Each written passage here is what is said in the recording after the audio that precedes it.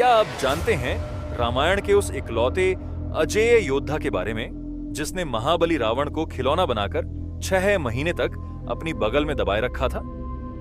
यह अद्भुत पराक्रम किष्किंधा के राजा बाली का था, जिन्हें उनके अदम्य शारीरिक बल, रावण को हराने की घटना और ब्रह्मा जी के एक खास वरदान के कारण रामायण के सबसे शक्तिशाली योद्धाओं में गिना जाता है।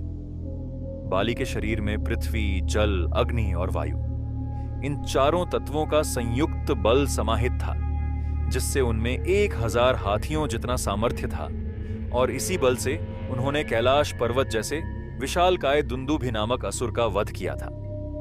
जब अहंकार में चूर लंकापति रावण युद्ध करने आया, तो बाली ने उसे चुटकी में हराकर 6 महीने तक अपनी कांख में दबाकर पूरी पृथ्वी का चक्कर काटा, जिसके बाद रावण ने घुटने टेककर उनसे क्षमा मांगी थी।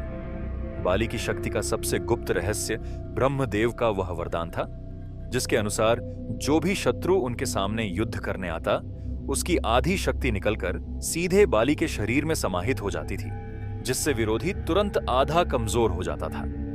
इसके अलावा वे सूर्योदय से पहले चारों समुद्रों को पार कर 8 दिशाओं में पूजा अर्चना करते थे, जिससे उन्हें कभी थकान नहीं होती थी, और उनके पिता देवराज इंद्र द्वारा दी गई चमत्कारिक स्वर्णमाला संकट के समय भी उनकी ऊर्जा सुरक्षित रखती थी।